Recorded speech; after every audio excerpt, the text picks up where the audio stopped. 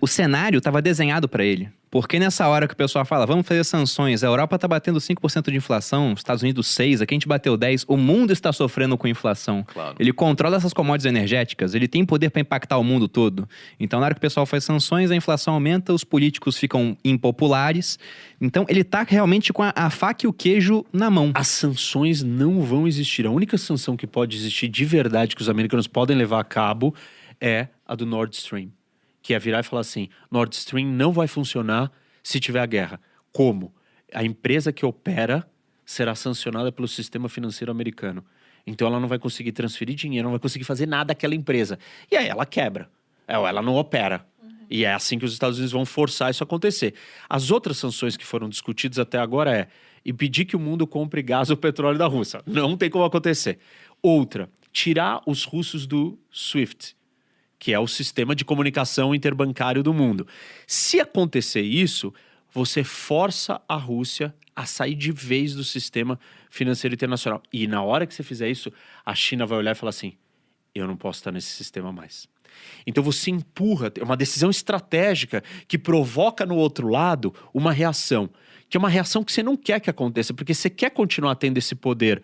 Mas você tem que usar ele em dosagens, para você não provocar uma reação do outro lado a ponto daquele remédio, ou daquela força que você tem, nunca mais ter efeito em você.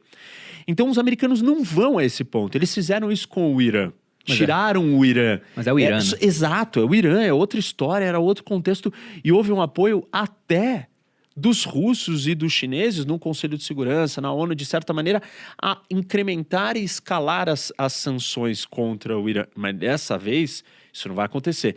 Então, eu não vejo nenhuma sanção que tenha impacto real sem backfire, né? Sem voltar de volta para quem criou ela. As sanções, isso eu acho que me parece evidente, assim, né?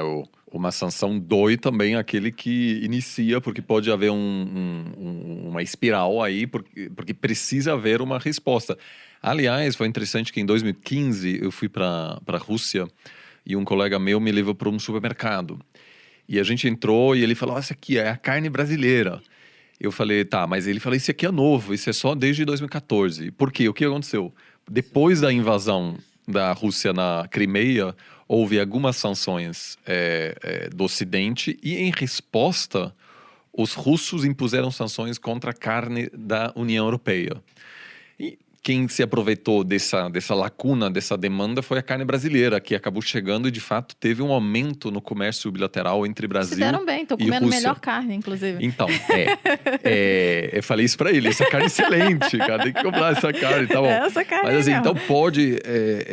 então, muitas sanções, elas não têm um objetivo no sentido de querer fazer o outro mudar de opinião, né? Ou seja, os objetivos das sanções geralmente não têm o efeito desejado. Muitas vezes nem sequer se sabe qual é realmente o objetivo. É uma maneira do político dizer, de responder, estou fazendo alguma coisa. Né? Então, assim, eu acho que haveria sim algum tipo de resposta, mas que dói muito aos europeus e vai doer aos Estados Unidos menos, porque não depende tanto da economia russa. Mas eu acho que meramente o cenário da maior operação de guerra na Europa desde 1945 produz um efeito péssimo na economia global. Eu espero que não cheguemos nesse ponto de ter essas sanções, mas em geral a minha percepção é que as pessoas não apreciam o perigo que está ali instalado.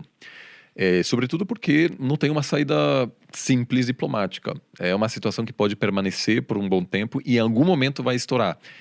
O maior sucesso não seria uma solução definitiva e os russos dizem, então vamos fazer assim e vai ficar assim para sempre. Seria uma paliativa seria mesmo. Postergar, deixar para lá e aí a gente daqui a alguns anos ou décadas a gente volta a ter esse problema. Isso que me preocupa não tem uma solução aí porque deixar todo mundo bem e dizer, então vamos virar a página, é uma ilusão. né? Isso... Porque isso começa em 91, né? Desde Sim, 91 sim. é uma sequência de problemas ali, Revolução Laranja, Sim. queda de presidente, aproximação ou não da União Europeia, Crimeia, rebelde no leste da Ucrânia. Tipo, nunca parou. É a arma nuclear que tá lá e tem que trocar. Enfim, os problemas todos no mundo, eles são difíceis de serem resolvidos. Eles não... Eu não acho que a gente... Contenção de danos.